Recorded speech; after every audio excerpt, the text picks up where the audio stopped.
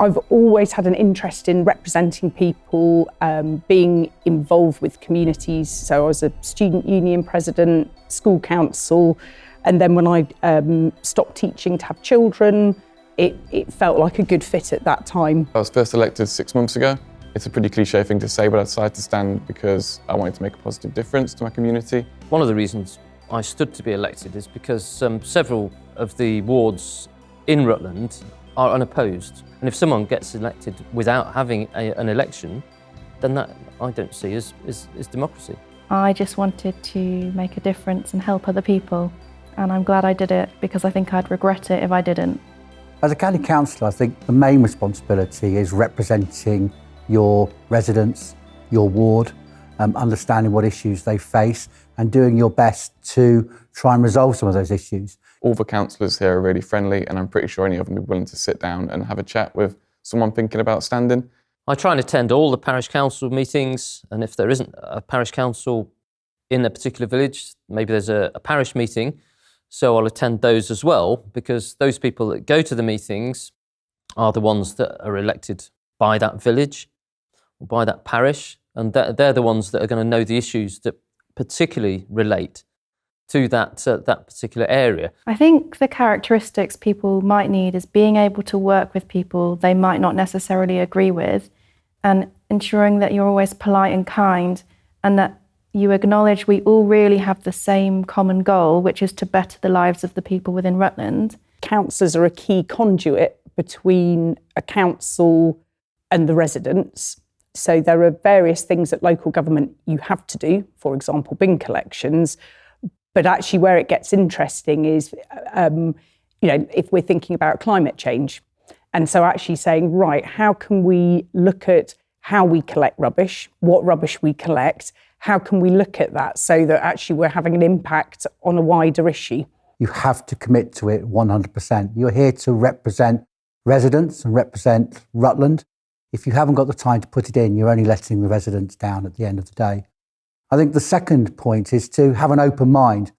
You may well have opinions on certain matters, but you have to listen to all sides of the argument and be prepared to change your mind, listen, and also be part of those conversations. Don't be put off because you don't think you're someone perhaps as a typical councillor. The council needs lots of different people from lots of different backgrounds. There's not just one kind of councillor. Everyone can bring something to the council. It's important that they feel able to do so. I think a councillor's main responsibilities are ensuring the views and wishes of their residents within their ward are heard, and that you're voting for them, and that you're making sure you turn up to all the important meetings. The other side of being a councillor, I think, is scrutinising decisions and policy and being that critical friend to make sure that policy is delivering best for residents. We are elected by residents within the ward that we live in. So it's really, really easy to stand for election, say, right, I am going to campaign for something that's really specific to that place. That's absolutely great. But ideally, you will also have a really clear idea of what will be the greatest benefit to Rutland as a whole. You get to meet lots of people, you get to help a lot of people. People come to you with their issues and concerns. And also when you get the little win for people, sort of you get their hedgerows cut back or you help them with their council tax and it all works out in the end, it's a really great feeling to have made a positive contribution to that person and the community. The thing I enjoy most about being a councillor is the casework that comes in when people go and take their time to contact me so I can help them. And sometimes all I'm doing is signposting, but I like to think that I've eased their worries a little bit or helped resolve their issue. I think what also is fulfilling is that you can shape what Rutland looks like today, but also for the future, for the next generation. For my son, for example, I want Rutland to be a place that he can be proud of and want to live in. And I also quite like the sort of cut and thrust of the debate in the council chamber, because that can get quite exciting sometimes and even get quite heated. But it's just the way that politics works in this country and the way our democracy works. I'm stealing this phrase from another councillor, Lucy Stevenson, but when you get elected, you don't get a magic wand, you get a council laptop. So it's not easy to just solve every issue. You can't just walk in suddenly get roads repaved and suddenly get everything changed. It is difficult. You've got to work with different people. And it's quite difficult to sometimes make the change you want to see, but this is the best way of doing it. Juggling life. I am a single parent of 2 boys who are still of an age where they clearly need that direct parenting.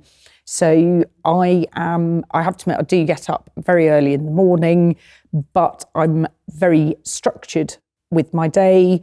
I'm very clear about what are priorities. So sometimes actually, to my children's horror, a full council meeting will be a priority because I need to prepare it.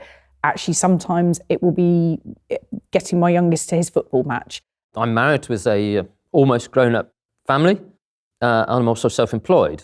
So basically, I can juggle my time in a way that fits in with what I want to do. And I think if you really want to be a councillor, then you'll make time to do it, because I think you're going to have to commit to a certain amount of time. Well, balancing it with family has been tricky at times, but my son's now grown up. He's now 18, about to leave school this year. My wife has a full-time job, and remote working has helped enormously. So a lot of the work in the evenings I can do via a computer. But you have to be honest with your family. It will take time. It will take evenings out of your calendar. So again, it comes down to managing your time, being committed, and be open and honest with those around you about how much time it really will take. I really wanted to do this because I was fed up and frustrated with seeing unjust things, and I want fairness and equity for everybody. And I want to create a county that my children can be proud of as well. I think it's somebody who is very proud of their individual ward, but their pride in Rutland is not quite all-consuming, but it is really there as a sort of focus and a passion that will drive us together to make this county future-proof.